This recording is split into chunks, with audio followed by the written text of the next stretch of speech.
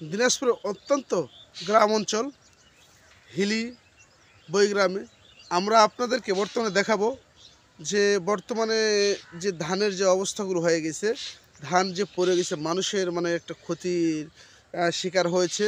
যে এমন ধানগুলো পড়তো না সে ধানগুলো পড়ে গেছে, এমন একটা ওয়েদার আপনাদেরকে দেখানো হবে। অবশ্যই আপনারা আমাদের সাথে থাকবেন। চলুন আমরা এখন এগুলো দেখে আসি।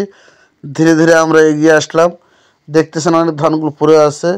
এরপর সরাসরি পড়া ধানগুলো আপনাদের তুলে দেখানো হবে। দেখেন এই যে ধানগুলোর যে অবস্থা, এগুলো পড়ে গেছে। আর এগুলো পড়াতে কৃষকের অনেক ক্ষতি, যার মাধ্যমে মানুষের যে ধানগুলোর সুন্দর একটা দাম পাইতো বা সুন্দর একটা কালার আসতো, এটা নষ্ট হয়ে যাইতেছে এবং পাশাপাশি আটিগুলো পরে পচে যাইতেছে। দেখেন আপনাদেরকে সুন্দর করে তুলে দেখানো হইতেছে। এই যে আমাদের বর্তমানে কৃষকদের এই একটা প্রবলেম চলতেছে। দেখুন আপনাদেরকে আরও সুন্দর করে দেখানোর চেষ্টা করতেছি।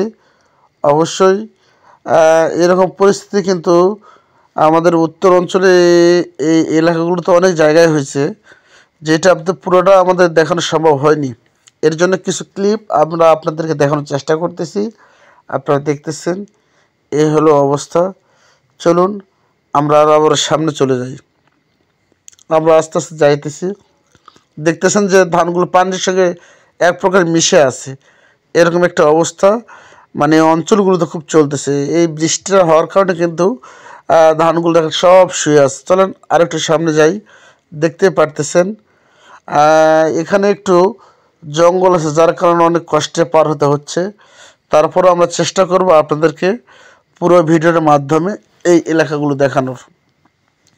আসলে এই এলাকাগুলো ধান উৎস একটি এলাকা, যেখানে মানুষেরা সাধারণত ধান বেশি আবাদ করে থাকে এবং প্রতিটা কষ্টের শেষ ভাগে যদি ভালো হয় তাহলে ভালো আনন্দ পাওয়া যায়। এই জায়গাটা একটু খুব খারাপ, এই জন্য অনেক কষ্টে আসতে হচ্ছে, আপনারা দেখতে পাচ্ছেন।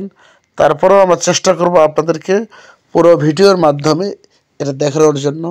আমরা আস্তে আস্তে এই যে জঙ্গল থেকে বের হচ্ছি এবং দেখাবো যে একজন কৃষক সেখানে তার পড়ে যাওয়া ধানগুলোকে উঁচা করার জন্য চেষ্টা করতেছে। আমরা সেদিকেই অগ্রসর হচ্ছি।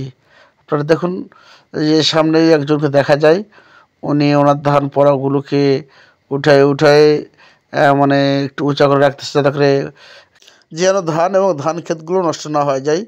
তো প্রিয় বন্ধুরা, যদি ভিডিওটি ভালো না থাকে অবশ্যই আমাদের চ্যানেলটি সাবস্ক্রাইব করবেন এবং আমাদেরকে জানাবেন আরও নিত্য নতুন ভিডিওতে চেষ্টা